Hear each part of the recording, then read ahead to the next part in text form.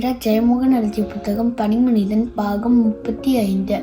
போன பாகத்தில் இதெல்லாம் கூட்டுயிராக இருக்குது பாண்டியன், அப்படியான்னு கேட்குறான் பாண்டியன் டாக்டர்கிட்ட. ஆமான்னு சொல்கிறார்.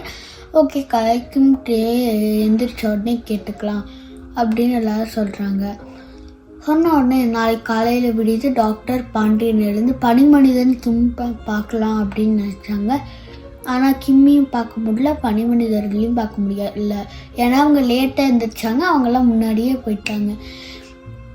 அப்போ ஒரு பனிமனித குழந்தை வருது. குழந்தை வந்து சொல்லுது லடாக்கிய மொழியில், வாங்க குளிக்க போகலாம் அப்படின்னு. பாண்டியனுக்கு அவ்வளோதான், எங்கே இந்த எப்படி ஒரு பூனை வந்து எப்படி நம்மளோட மொழியில் பேசணுமோ அப்படி இருந்தது. பாண்டியன்கிட்ட லடாக் மொழியில் அது சொன்ன உடனே அவனுக்கு ஆச்சரியமாயிடுச்சு. அப்புறம் அதுக்கிட்ட எப்படின்னு கேட்கறதுக்குள்ளே அந்த குழந்தைய ஓடி போயிடுச்சு. அப்புறம் வந்து அவங்க எல்லாரும் அந்த நதிக்கு போகிறாங்க. வார்மாக இருந்தது அந்த வாட்டர். அப்புறம் எல்லாரும் அங்கே போய் குளிக்கிறாங்க. கிம்மை தேடி தேடி பார்க்குறாங்க, கிடைக்கல. அப்புறம் பாண்டியன் சில பனிமனித குழந்தைகள் பார்க்குறான். அவங்கெல்லாம் ஒரு பாறையில் நின்றுட்டு இருந்தாங்க. இன்னொரு பனிமனிதன் வந்து ஒரு பெரிய பாறையில் நின்றுட்டு இருந்தான். அந்த பனிமனிதன் லடாக்கிய மொழியில் சொல்கிறான், வாங்க இந்த பாறை மேலே ஏறுங்க அப்படின்னு. அதுக்கு முன்னாடி என்ன ஆகுதுன்னா, அவங்க மின்மினி பார்க்குறாங்க. அதுவே ஒரு பல்போட சைஸில் இருக்குது. அந்த பல்போட சைஸில் இருக்க மின்மினியை கையில் பிடிச்சி பார்த்தா அது மின்மினி கிடையாது.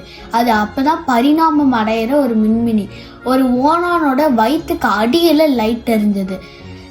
அது மாதிரி ஒரு விசித்திரமான கிரியேச்சர். அது காலையில் பார்த்தது தான். அப்புறம் பாண்டியன் அந்த பனிமனிதன்கிட்ட எப்படி என்னை இங்கே வாங்கன்னு லடாக்கிய மொழியில் கூப்பிட்டீங்க அப்படின்னு கேட்குறான். இல்லை, எனக்கு பேசணும்னு இருந்தது, அதனால தான். அப்புறம் அந்த பாறை வந்து நகர்றதா பாண்டியன் கவனிச்சான். அப்புறம் தான் தெரியுது பாண்டியனுக்கு அது பாறையே இல்லை, அது ஒரு பெரிய ஆமைன்னு.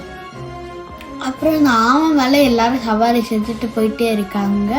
அப்புறம் பாண்டியன் ஒரு வினோதமான கிரியேச்சர் பார்க்குறான். அதை எங்கேயோ பார்த்தது போல் அவனுக்கு இருந்தது.